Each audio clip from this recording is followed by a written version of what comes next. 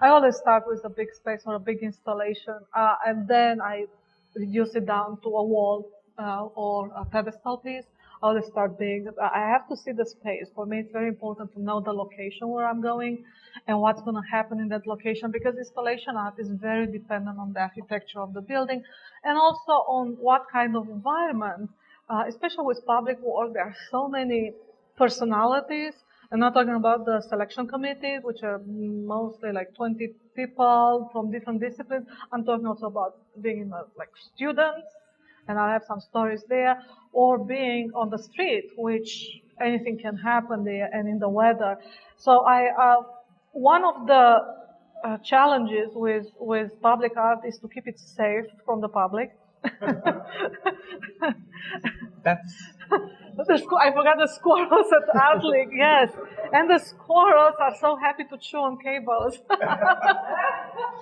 this is a piece in front of Art League Houston. That was the squirrel Disneyland. Got gradually destroyed by squirrels. They chewed on the cables that carried electricity, and I didn't know why the light turned off until I took it down as it's chewed. Like completely chewed. I don't know if the squirrel died electrocuted. I don't know. But talking about the space, it has to be high up. That's one of the things that I noticed, that I have to be as high as possible. People will not get there, but there are inventive ways to get there.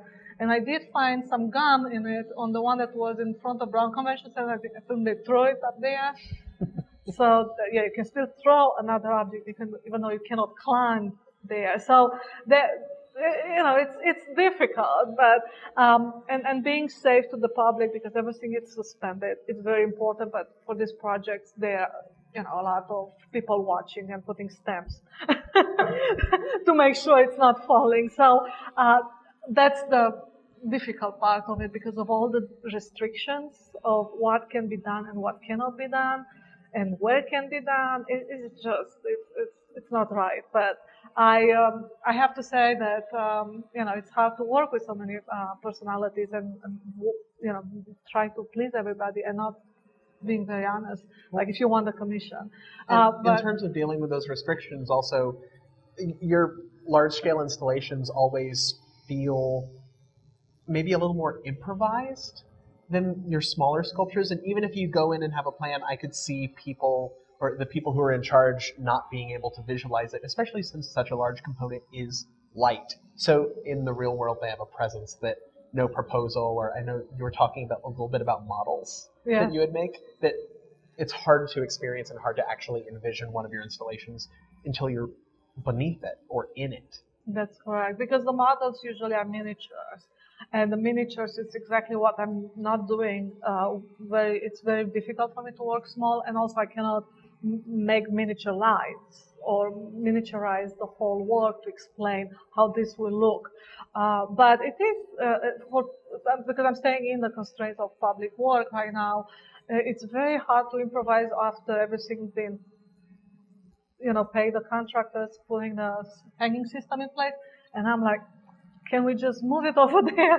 There is no way. And I have to, I actually visited locations several times to be able to stretch, or in between the suspension points, to be able to modify the shape of the sculpture, even in the space. Sometimes I'm allowing myself to do that.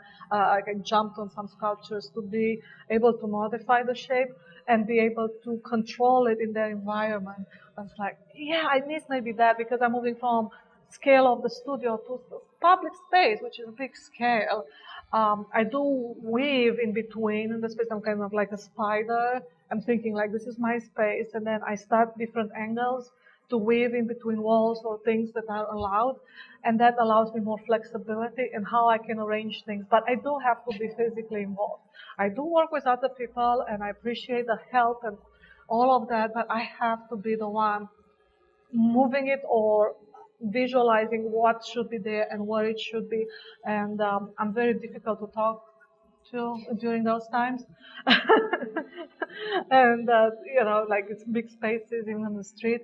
I close the street, but people will still be there trying to talk to me. And I'm trying to walk in different angles. I do a lot of walking during this installation.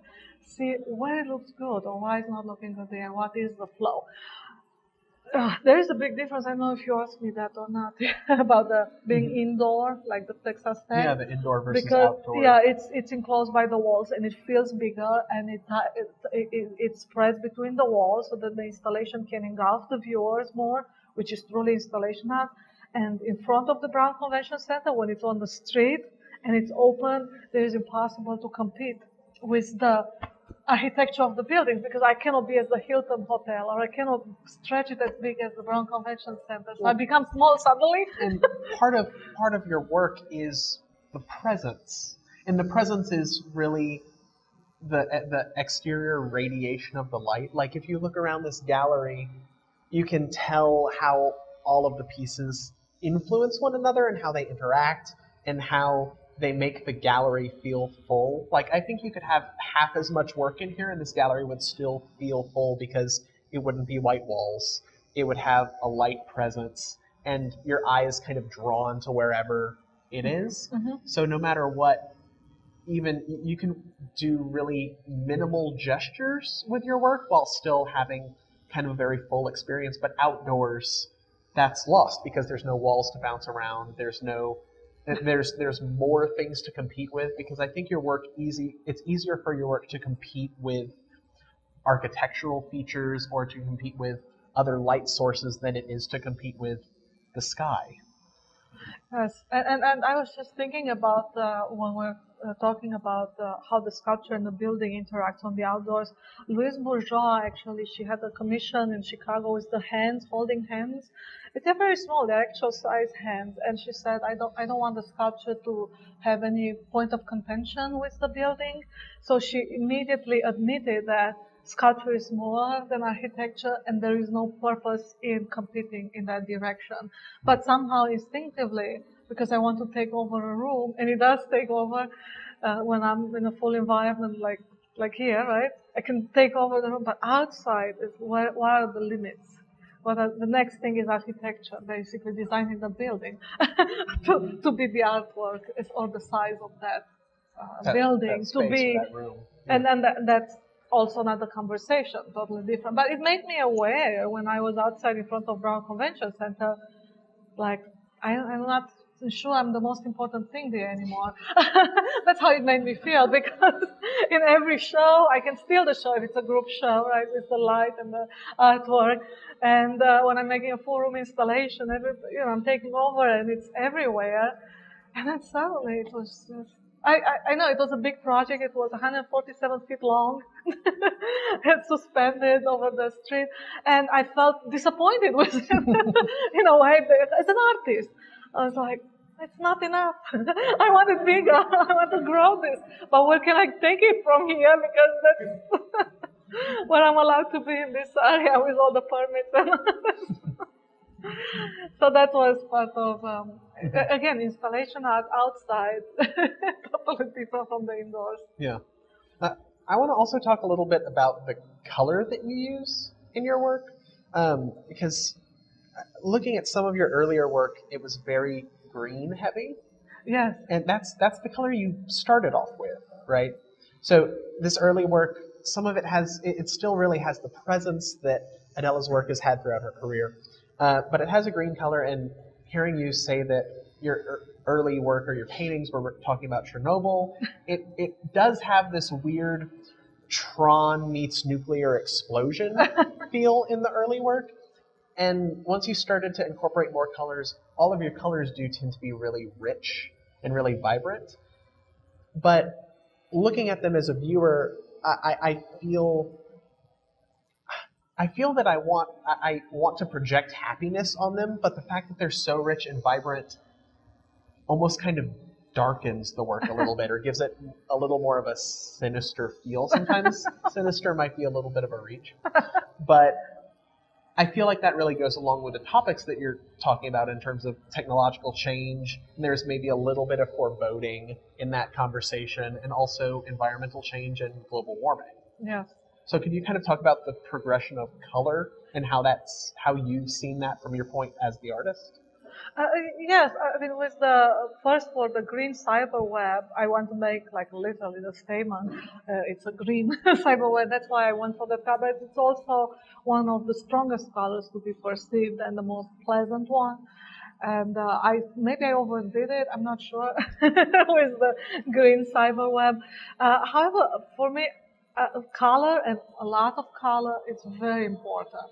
I take everything like as vibrant as I can, as vibrant I can find it, and I will be immediately picking on that color or material. I know it will go with the work, and I wanted to make it even more vibrant. And I think it has to do with that process that started with when I was unhappy with how I painted the sculptures, because I went to the light and then I found the light. What's the next step so I can make it more attractive in a way? There is a little bit of message in every statement and every show that I'm presenting. That's it's a dark message because we are what we are as a society, and a consumerist society, and the overabundance can create excess, and then we have problems with our environment. So I'm very conscious about that, and some of them they have that in the message. And it's not necessarily, maybe that's what the dark part of it, or the sinister. Because it's very subtle. It's not overt by any means, but it's kind of like the more you look at them, the longer you look at them and get past the fact that they're enticing or that they're pretty lights, there's kind of an undercurrent to them, is what I experience. And I use a lot for each statement, for each conceptual or materials or series I start, because sometimes I run, like from the last show, Glacier Parallax, to this one, I see the connection still to the glacier melting and all the discussion in that. But the colors, sometimes they will match my experience of that in nature. Maybe make it more hyper. Because we are in the age of simulacra, we prefer to be overstimulated by technology and over reality. So even if I see the glacier floating and has these nice blues or greens or whites in it and different colors, when I have the technology available and I have that handy and I can use it to my advantage, I go overboard to bring the attention to that. It's not just, oh, I'll paint it because it's like that in nature, right? Like, like a landscape. No, I'm not doing that. I'm reinterpreting nature in a very futuristic environment. Sometimes I'm thinking that's our next nature. It's because we are replacing it slowly with things we like. And that can be, another conversation, because how we're going to experience it if it's not there maybe anymore. But we still want those elements that that seduce us in nature. That's what I like in the work, that when I produce a show and I went to Alaska, I went to Iceland for this one, it's there, but I want to reinterpret it to technology and through our, the way the culture works today. And I see also in the young students how they are attracted like to a certain animation more than a certain type of video. So as the technology progresses and how we perceive that, I try to transform that and abstract that into my work, but still maintain the elements of nature, or certain elements of nature that are attractive, and subtly put them in the work to make it more pleasant and we feel comfortable with it. So that's what I actually use. That's why a lot of it's also repetition in elements that happens. And I bring that into the work, but I'm not reproducing it. I don't think that way at all. I actually wanted to be more like visionary and futuristic work rather than, oh, that's the iceberg or the glacier. No, that's not it. It's my vision of it. And it's the future vision of it too. Like how we'll experience that. And it's kind of like going to the real Venice in Italy or going to Las Vegas. So I think it's better in Las Vegas, but sometimes it's just because it's more there in your face, those elements. Yeah, they're two comparable experiences, but they have completely different outcomes. Yes, and we are aware of it in a way, and we acknowledge it that it does for us, and we cannot put the cell phones down, right? So it's the same thing. I think this kind of segues perfectly into I would maybe say would be our last topic, which is about how your work really does fit into the new media category. Because, I'm really into internet-based art, or what you would classify right now as new media, and a lot of times that's virtual reality, or at least in 2019, that is virtual reality, video games that were designed by artists that are interactive. It's this kind of whole host of the future that we think about, and it tends to not really be light-based work because, again, light has been around in art since the 1900s, and light has been around since Thomas Edison, and it has this whole history that makes it not new to a lot of people. But part of, I think, what you're getting at is that the message that you're going for is a really new and contemporary message, and then the fact that the history of light is not that long compared to the history of art kind of lends itself to working into the new media category also. Yeah. Well, that's all this discussion because I was the first one who graduated in the new media program at University of North Texas. And I studied in sculpture there, and then I was transferred, basically. I was removed from sculpture by my professor and moved into a new department because I was not fitting there. And the reason for... You put that very eloquently. But the reason for me being there, and I understand also from most of the academia that had an opinion on it, and I listened, and I wanted to know because I was new to it as well, like what is my place in the art world? It is the technology, the digital technology, it's just another tool. And most of the new media departments function through just digital technology, and then they cross into the engineering part without creating art. So they wanted some physical reality of the technology into the new media to prove that it's not just digital, so it's not losing its way there with just digital work. And actually the next people who were transferred into the program were video artists, sound artists, robotics, and I didn't follow after that, but there were several, like not really digital work. And that's the fear because new media tends to sound very bad in a way if you start to analyze the name because everything else is old. But what they are trying to say is the materials, make sure the new materials, because in the past we had stones, we had the metals or the bronze, right? Make sure the new material, which is the digital world, does not become just a craft. Mm-hmm.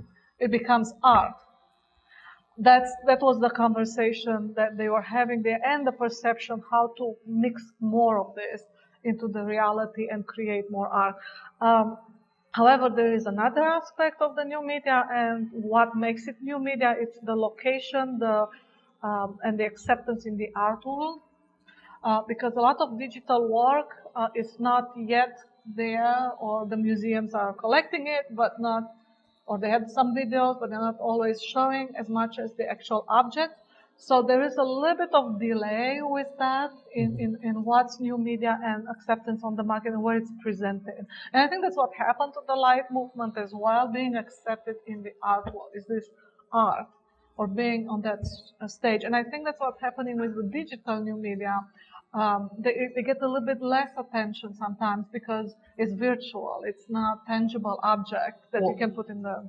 And I mean, the interesting part of UNT accepting people like you, or you being the first graduate, and then them also taking video people, and it seems like they're almost kind of building up in a way what new media could be, so that once they get to the person that makes the video game, it's a little more accepted, and that wasn't their first jump off. And I feel like what you're saying about the museums maybe being a little hesitant, it kind of goes back to the same thing of you make objects or installations, or you make something that even if it is turned off, it's still physical and it's still physically present. Whereas if a video or if a video game is turned off, it's on a USB drive. Mm-hmm. And it doesn't have a physical bodily presence that we really do associate with art. And it's kind of trying to break us, I think, of that mindset. Yes, and I think a good example also in art history is Namjoon Paik. I was just thinking about him because his work and his video screens and predicting all the digital, and he didn't have it at that point. But he was very also relaxed in his approach to technology. It's not like you have to perfect it the same way. You'll perfect a Renaissance skill. I'm going back to that. You have to be able to express something, to make art, to be original, to be engaging there, to be honest with yourself, what that medium can do. And, things can happen, and that's fine. It's kind of attitude in the arts. And I did admire that part of, because he was also one of the pioneers, but he's not considering light, even though he used light. Mm-hmm. It's just that it's a new media artist, one of the first new media artists, and still very late. It was predicted before it started the physical world with books and writings, but so it's just doing it or having the artist to have the support and to have the location to experiment.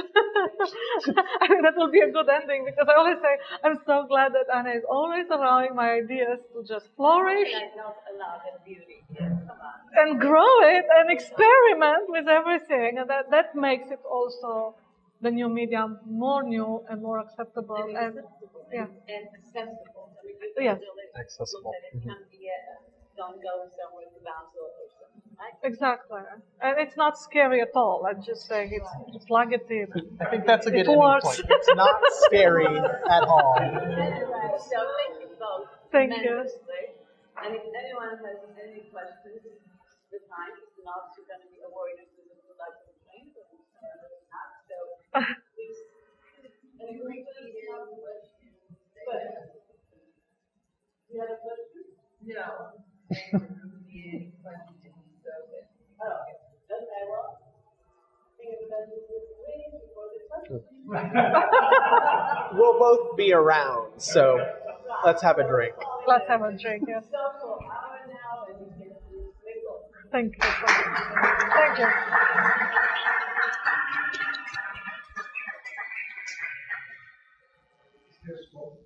Yes, there is no. It's a ultrasonic fogger with water.